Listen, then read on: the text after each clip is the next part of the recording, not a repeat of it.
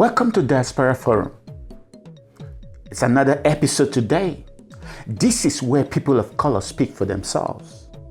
This is where we try to correct the erroneous narrative put out there in public, in the media, against people of color. It is done to collectively tarnish our image as a people.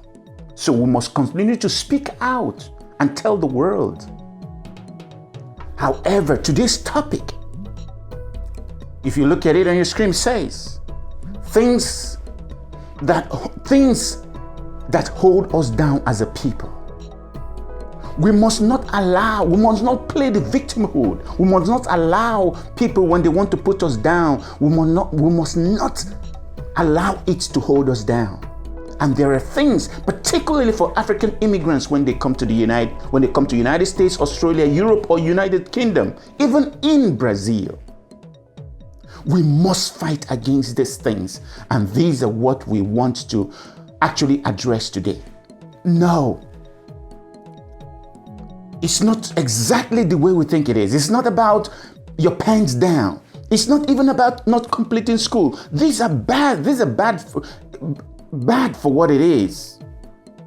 It's not even having children out of wedlock. Yes, these are bad. We must fight against it. Our children, they have to finish school. They must pull their pants up.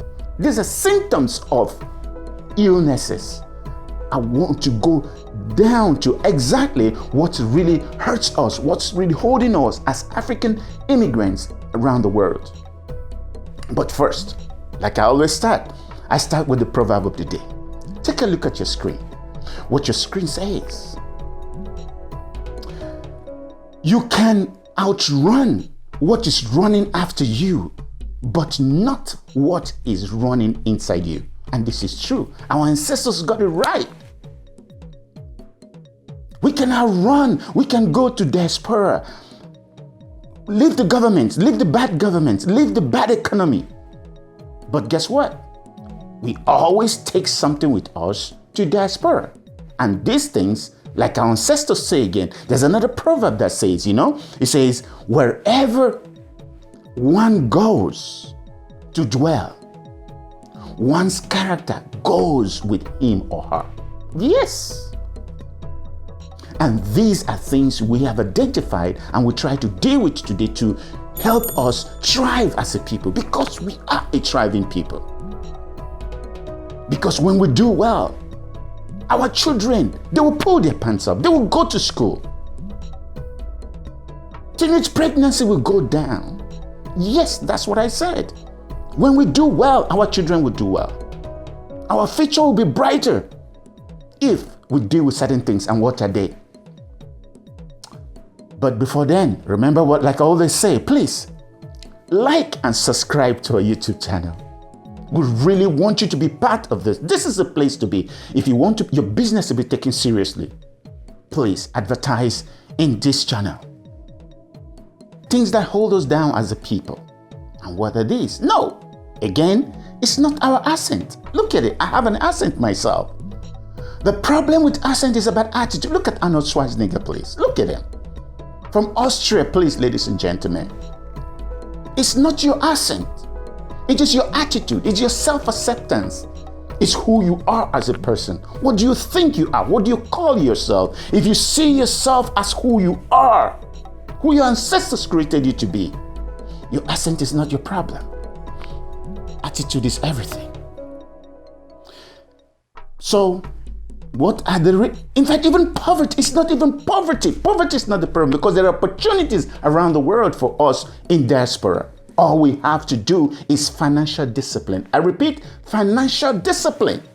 Yes, there are problems at home. Yes, we are still. Look, I started from nothing. I am still a poor person, but all I have to do is believe. Believe. So the most important things that I actually think that I believe, not all, mind you, I always start with a disclaimer. I never say what I say is everything. There are some, but these are some of the things I want to pull out so that we address as a people. Cultural differences. Yes, cultural differences. We left Africa, but we came with so much cultural dogmas embedded in us. How can African men in Europe, in United States, in Brazil, in first world nations still beat their women? How can you put your hands on someone? It always lands us in problems. We get entangled with the police, and once you've started with the police, you're done. It holds us back. We still have this thing about, oh, he's Cameroonian, he's Moroccan, he's Egyptian, he's Kenyan, he's Somalian, he's not Senegalese, he's not Nigerian. When Ghanaians see Nigerians, they disperse as if they have a disease or something, or they're scared of them. Why?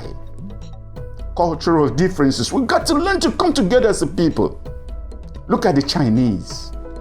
Look at the Israelis. Look at the Vietnamese. Look at the Lebanese. Look at the Iranians. Why can't Africans come together as a people? Nobody did this to us. Nobody did this to us. I was in Ghana sometime. When was it? In 1998. I wanted to enter a bus and I heard people speaking Hausa. I'm Igbo myself. I was shocked. I asked them, how? I went to government college, Bida, so I could speak Hausa myself. I speak Yoruba, I speak Hausa, I speak Igbo. And I heard this in Ghana. I was shocked. These are brothers. I wanted to embrace them because I heard what they were saying. Thank God they were not cursing me out. So, yes, cultural differences. We have to deal with it. We have to outgrow this thing. There's certain things we should leave in Africa. How can men come to United States or come to United Kingdom and men say they're not going to cook? When you and your wife went to work together and you come back home, and then as soon as you enter the door, then you become the African man. You put your leg on the stool, on the table to watch TV. And want the woman to cook everything. No, we all have to chip in to make the job easier for everyone. Again, religious differences. Look at it. The churches in the first world nation are the most discriminating places I've ever seen. They are. Go to any church. It's either it belongs to only the Caucasians. It belongs to only colored people. It belongs to the Yorubas. No, these are the predominant ones. If you are a misfit, you will know. You will stick us as a thumb. Go to any church around the United States, you see how segregated it is. I was once in a church in Ohio, and a little Caucasian girl would not shake my hand. The parents were embarrassed. I looked at the parents and started smiling, because guess what? A child cannot do what the child did not see or hear from the parents. Yes, the church is very discriminating. Cultural differences, religious differences, then tribal differences. The same way our politics of tribe and religion, the same way we brought it to the United States. We still think. How many people still can say they think in English? No, think about it. Deep down in your heart, you still think in your language. That's why when a Cameroonian sees a Ghanaian, he just closes up. That's why a Kenyan sees a South African, he closes up. Why? We should come together as a people. We should come together as a people. Like the Japanese. Look at China. They will have Chinatown in almost every city in the United States. These were people that were not accepted in the United States before. These were people would not even touch with a long pole. Yes, cultural differences, religious differences, tribal differences, belief systems. Somebody is always killing us. Each time we call home, there is somebody they said is killing us. This keeps us from sending money to prophets. This tie us down. These people know we believe in these things, and therefore we spend 2-3 years of our life savings trying to rescue ourselves from pronouncements of others. Belief systems is killing us as a people. Strive, work hard. Ask yourself, what about others? Why don't people kill all Americans? Why don't people kill British people? Or they're all wizards and witches? Think about that. And then we are in perpetual competition with one another. We are in perpetual competition with one another. It's not right. It's wrong. As a people, we must come together and work together.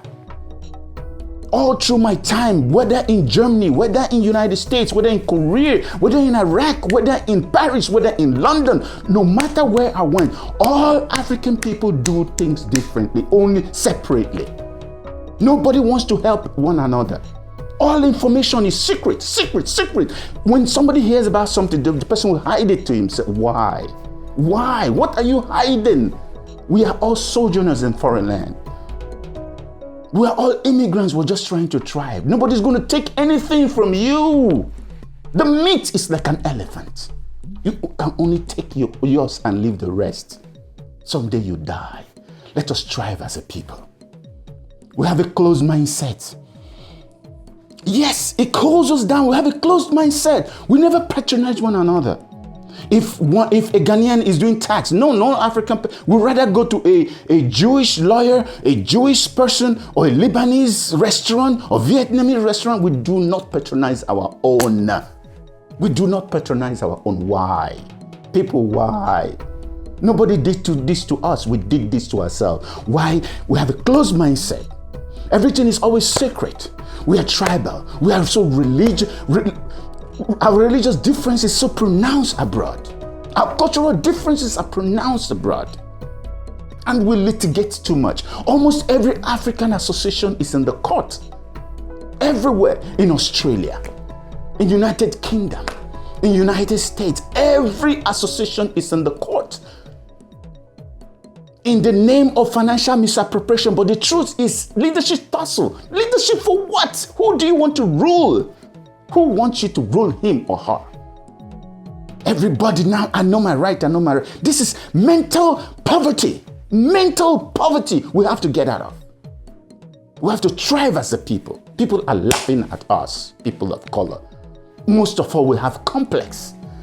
I don't know where this is from, but complex, so much complex that somebody will actually open his mouth and say, or his or her mouth and say, oh, I'm the only one living in that area. Only person of color living in that area. How sad. It's complex. It's a complex. It's sad. I'm the only one living in that area. I'm the only one working in this organization. Because they like me. They like me. Who likes you? Who do you think like you? They're only playing us against one another. They're using immigrants against people that are here, African Americans, to make them feel bad because it is racism, institutional racism that we must recognize, not because they like you. They're only using you as a subterfuge. That's why even in African countries, they use our generals to become board chairmen and all that, so that when the government have a problem with that, they are the faces, not the company, not the Chinese people killing us at home. We have to recognize that. Oh, I'm the only person living here. Oh, my children are the only person in this school. Oh, they were all Caucasians. Oh, my children. It is just mental slavery. Get out of it. Learn and become better. These are some of the things holding us back as a people. I'm sorry, I'm passionate about this thing, and because I believe it, I've seen it, I lived it. I lived through the world and I see it, and that's why I try to address this to the people. We've got to come together. We've got to support one another. Our business, we have to support it together. That's why I say again, let's start from us here. Like, subscribe to our YouTube. Yes, subscribe, it's free. Subscribe. Advertise. Support what I'm doing. It's going to free us from this mental rubbish. Thank you. We'll go now to shout-outs of the day, please. Take a look at the first one. Wow. We're going to Sudan, Khartoum. Sudan, Khartoum. That is, look at this young 22-year-old Ala Salah. She was an engineering and architecture student at the University of Khartoum when she joined protesters to demand for change in her country. Their protest led to the ouster of President Omar al-Bashir of Sudan after 30 years in power. How sad.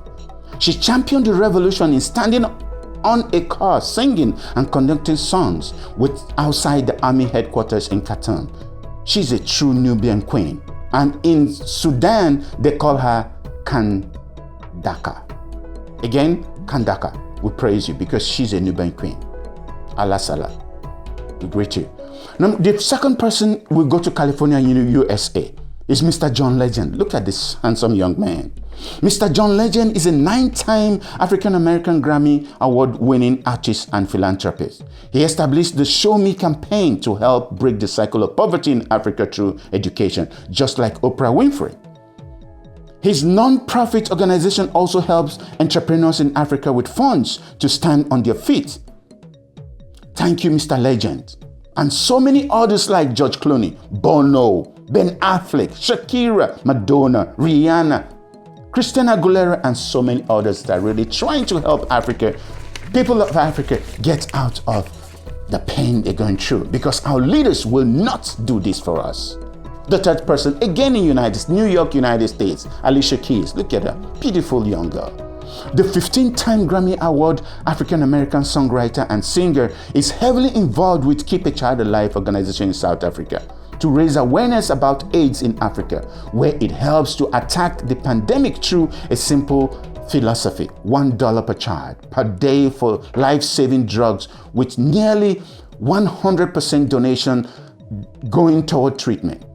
The organization clinic is in Wentworth in South Africa. It provides the town's residents with HIV testing, treatment, as well as counseling for alcohol and drug dependencies, nutrition, and women's empowerment. Again, Alicia Keys, thank you very much.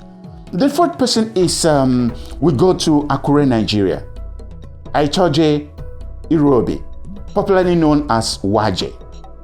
Waje is a Nigerian soul singer whose vocal range covers 3 octaves. Congratulations, young lady. She established the Waje Safe House initiative in 2012 to support local NGOs and causes that need help to achieve their goals and targets. It is presently assisting MEDEC, Mental and Environmental Development Initiative for Children, and help educate the less privileged in Makoko region in Lagos State, Nigeria. Thank you, Waje. We're very proud of you. And then the fifth person, we're going to Côte d'Ivoire, that's Ivory Coast, West Africa. TJ Thiem of the Credit Suisse Bank.